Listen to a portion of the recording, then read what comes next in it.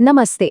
आज बात करते हैं उस पेट्रोल की जो लाखों गाड़ियां हर रोज इस्तेमाल करती हैं, क्योंकि वो अब बदल गया है। और ये बदलाव कोई छोटा मोटा नहीं है, ये इतना बड़ा है कि मामला देश की सबसे बड़ी अदालत सुप्रीम कोर्ट तक पहुंच गया है और एक राष्ट्रीय बहस छिड़ गई है। मतलब सोचने वाली बात है ना। पेट्रोल पंप पर मिलने वाले फ्यूल का मामला सीधा सुप्रीम कोर्ट में। आखिर ऐसा क्या हो गया? चलिए आज इसी सवाल की जड़ तक पहुंचते हैं। तो देखिए, ये जो पूरी बहस छिड़ी है ये फ्यूल को लेकर है, और इस पूरे विवाद के सेंटर में एक नाम है E20।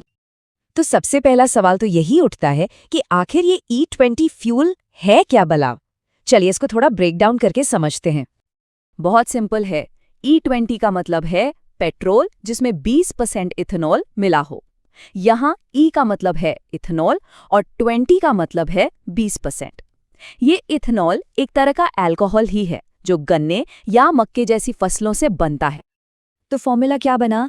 80% पेट्रोल और 20% इथेनॉल। सुनने में तो बड़ा सीधा साधा लगता है ना? लेकिन यकीन मानिए यही सिंपल सा फॉर्मूला आज पूरे विवाद की असली जड़ है। तो सवाल यह है कि अगर फॉर्मूला इतना सिंपल है तो फिर विवाद क्यों? क्यों इसमें स्केल, सेफ्टी और सुप्रीम कोर्ट जैसी बातें आ गईं? चलिए अब इस विवाद की तह में उतरते हैं। देखिए, विवाद की एक सबसे बड़ी वजह है इसका स्केल, मतलब जिस बड़े पैमाने पर इसे लागू किया गया। ये कोई पायलट प्रोजेक्ट नहीं था जो कुछ शहरों में शुरू हुआ हो। इसे एक साथ और बहुत तेजी से पूरे देश में लागू कर दिया गया। अब आप सोच रहे होंगे कितना बड़ा स्केल।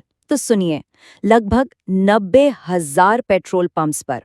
जी हाँ, 90,000। मतलब भारत के लगभग हर कोने में गाड़ी चलाने वालों के लिए E20 अब एक सच्चाई है। तो ठीक है, इसे बड़े स्केल पर लागू कर दिया, पर लोग इसका विरोध क्यों कर रहे हैं?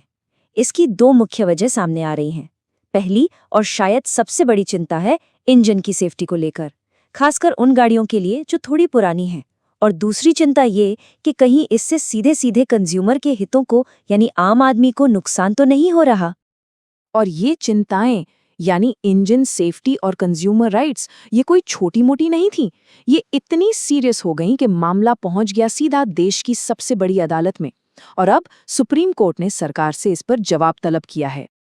लेकिन रुकिए, ये मामला सिर्फ फ्यूल और इंजन की सेफ्टी का नहीं है, ये इससे कहीं ज्यादा बड़ा है। इसको सही से समझने के लिए हमें बिगर पिक्चर देखनी होगी।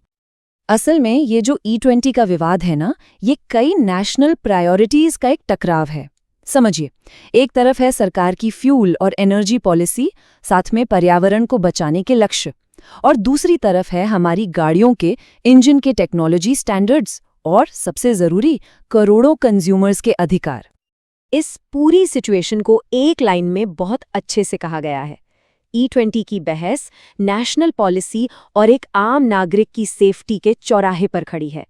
तो अब सबसे बड़ा सवाल यही है कि इन दोनों के बीच एक बैलेंस, एक संतुलन आखिर कैसे बनाया जाए। और सच पूछिए तो यही वो सबसे बड़ा सवाल है जिस पर पूरे देश को सोचना होगा कि देश के बड़े लक्ष्यों और हर एक इंसान की सेफ्टी के बीच वो सही बैलेंस मिलेगा कहाँ। क्योंकि इस सवाल का जो भी जवाब होगा वही भारत की आने वाली एनर्जी पॉलिसी की दिशा तय करेगा।